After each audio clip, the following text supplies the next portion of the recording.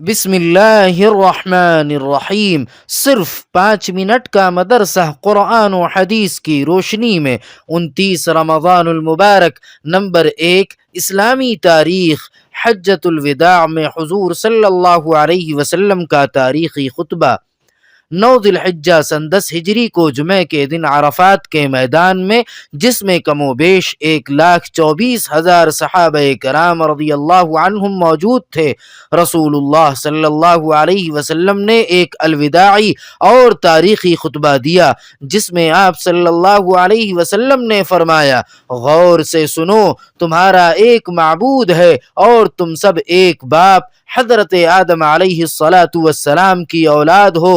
سب مسلمان بھائی بھائی ہیں، کسی کو کسی پر بڑائی حاصل نہیں مگر جن کے اعمال نیک ہوں۔ اور سنو، عورتوں کے بارے میں اللہ تعالی سے ڈرتے رہنا، تم دونوں کا ایک دوسرے پر حق ہے، تمہارا خون اور تمہارا مال ایک دوسرے پر حرام ہے۔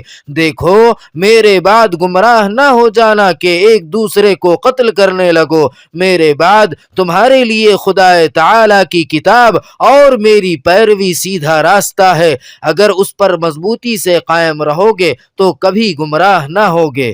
پھر آپ صلی اللہ علیہ وسلم نے فرمایا: لوگوں، کیا میں نے تم کو اپنے رب کا پیغام پورا پہنچا دیا؟ لوگوں نے عرض کیا: بے شک آپ صلی اللہ علیہ وسلم نے پورا پیغام پہنچا دیا۔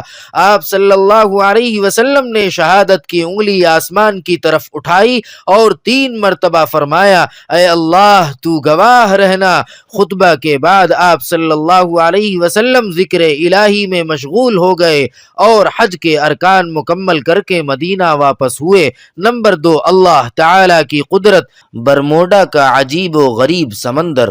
اللہ تعالی نے سمندر میں ایک ایسی جگہ بنائی ہے جسے بحیرہ برموڈا مثلث کہتے ہیں۔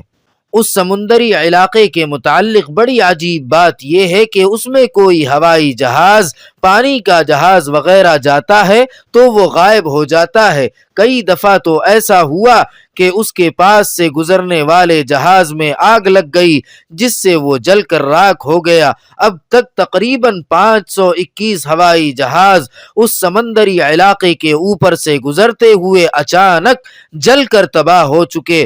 دنیا کے سائنسداں آج تک یہ تحقیق نہ کر سکے۔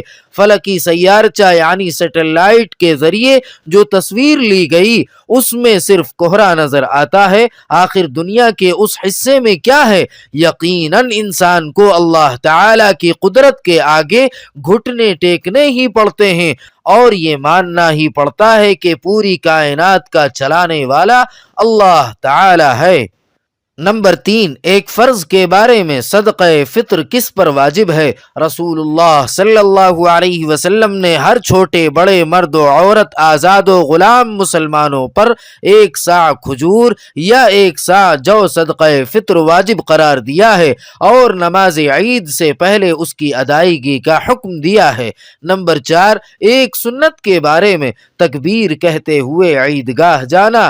حضرت عبداللہ بن عمر رضی اللہ تعالی عنہ فرماتے ہیں کہ رسول اللہ صلی اللہ علیہ وسلم عید الفطر کے دن گھر سے نکل کر عیدگاہ جاتے ہوئے راستے میں تکبیر پڑھا کرتے تھے۔ تکبیر یہ ہے: اللہ اکبر، لا الہ الا اللہ، واللہ اکبر وللہ الحمد۔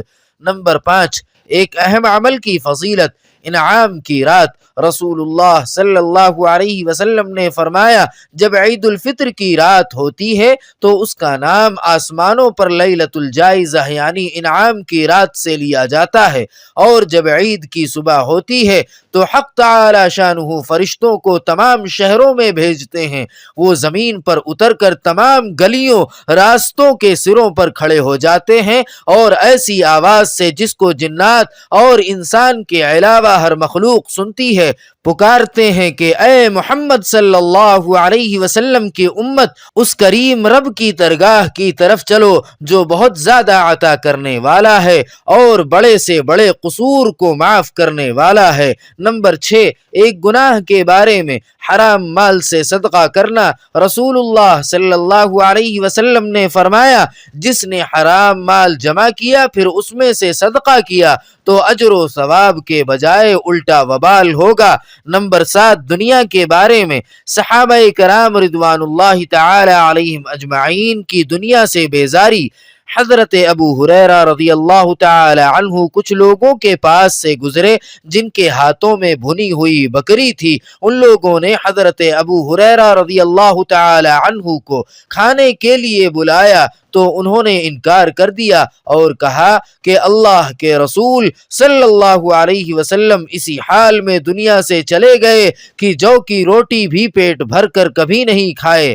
نمبر 8، آخرت کے بارے میں جہنم کا غصہ۔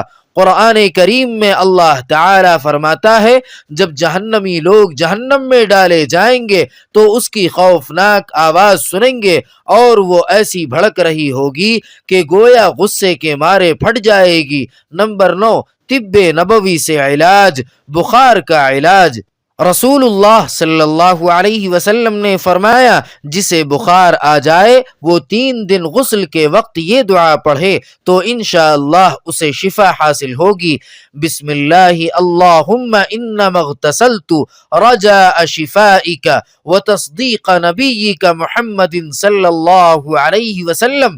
ترجمہ، اے اللہ میں نے تیرے نام سے غسل کیا شفا کی امید کرتے ہوئے اور تیرے نبی صلی اللہ علیہ وسلم کی تصدیق کرتے ہوئے۔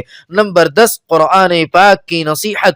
قرآن کریم میں اللہ تعالی فرماتا ہے، اے ایمان والو، جب تم آپس میں خفیہ باتیں کرو تو گناہ اور ظلم و زیادتی اور رسول کی نافرمانی کی خفیہ باتیں نہ کیا کرو، بلکہ بھلائی اور پرہیزگاری کی باتوں کا مشورہ کیا کرو اور اللہ تعالی سے ڈرتے رہو جس کے پاس تم سب جمع کیے جاؤ گے۔